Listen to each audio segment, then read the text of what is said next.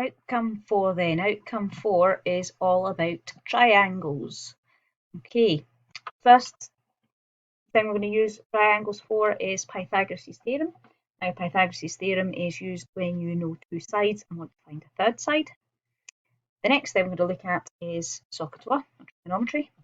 Trigonometry is used if you either want to find an angle or you know one side in an angle, you can use it to find the opposite side.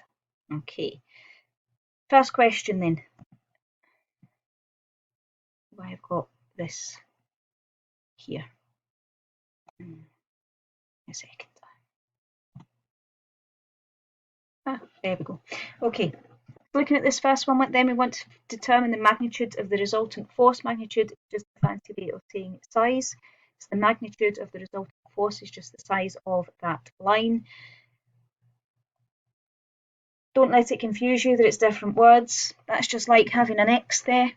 So that's the bit we're trying to find. We know the other two sides, so we use Pythagoras. Pythagoras tells us to square the longest side, and that's equal to the other two sides squared and added.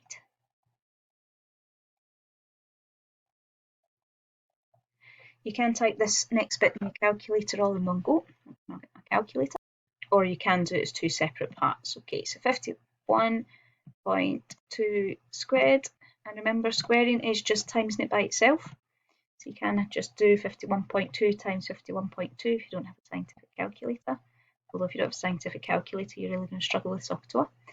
0.44 plus 36.9 squared,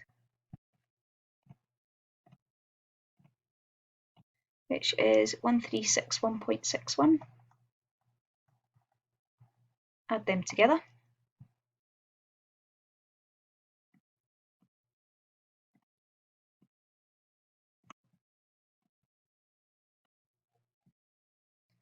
That comes to 3983.05. 3983.05. 3983.05. That gives me x squared. I don't want x squared, I just want x. I need to do the opposite of squaring, which is finding the square root.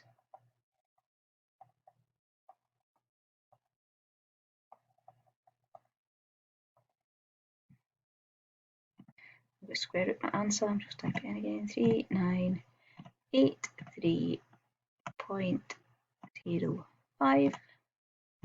That comes out as 63.11.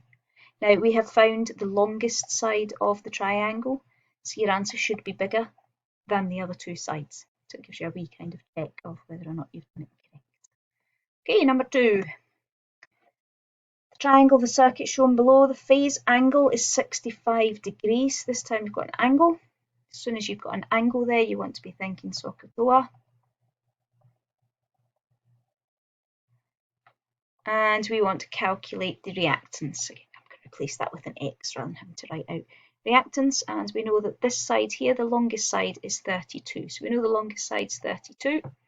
I want to find the opposite because it's opposite the angle we've been given. So for this one, I'm going to use sine. Now we know the angle, so we write that down. So we know the angle is 65. So sine 65, and the ratio for sine is the opposite over the hypotenuse. That's what this part here tells us. So the opposite is the x, the hypotenuse is 32. Now my aim is to find out what x is.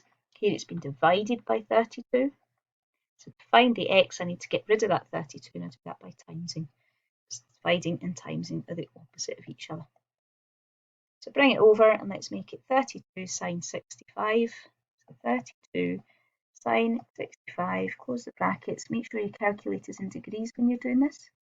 I can never tell on this one on the screen whether it is or not. I'm just going to check it on my own calculator. I think that is degrees though. Yeah, it will be sine 65. Yep. And that comes out as 29 degrees. Oh, sorry about that, don't know what I did there. Okay, number 3. A beam 5.4 metres long, which is this line here, rests again a vertical wall, so the top is 3.3 metres above the ground. Calculate x, the distance in meters from the base of the beam to the wall. So that's this distance from here to here. Okay, so we're looking for another length.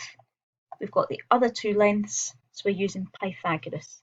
This time though, I know what the longest side is, so I'm finding one of the shorter sides. When I find one of the shorter sides, I subtract.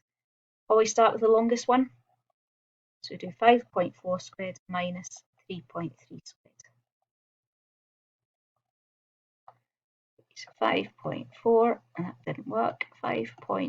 Still didn't work. 5.4 squared is 29.16 minus 3.3 squared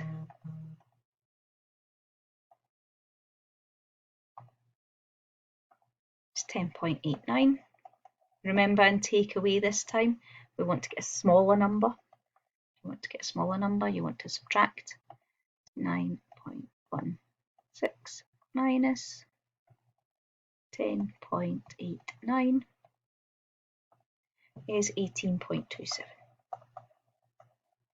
Again, that gives me x squared. I don't want x squared, I just want x. So the opposite of squaring is square rooting.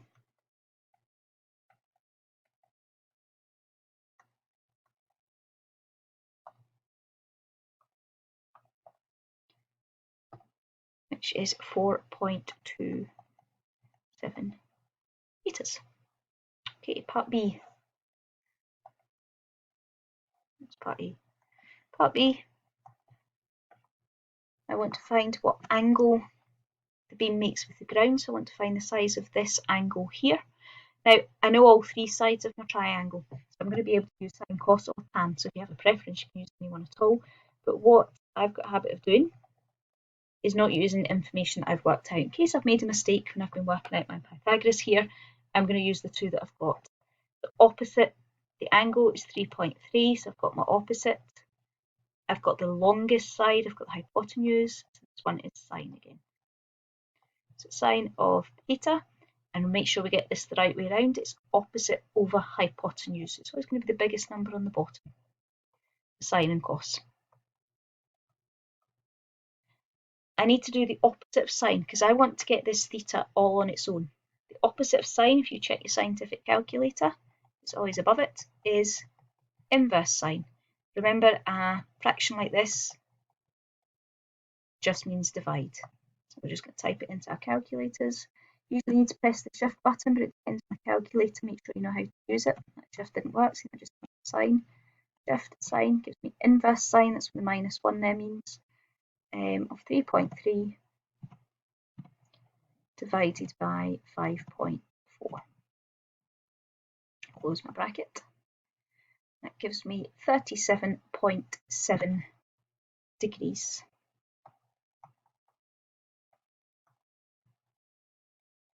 As ever, guys, any questions, please let me know. If you want me to go over any more of these, you can spend time doing that before you sit the assessment. Okay, thank you.